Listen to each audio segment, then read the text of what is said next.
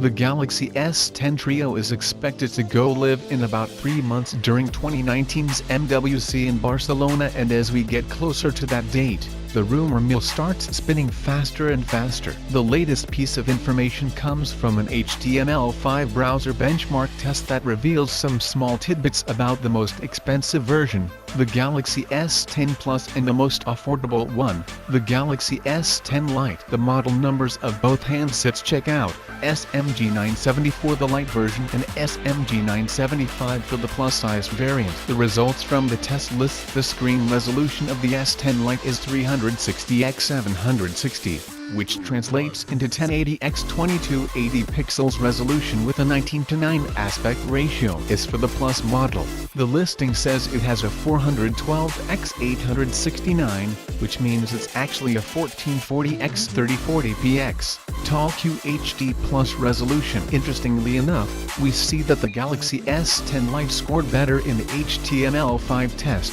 but that's probably because both units are still in the developing phase.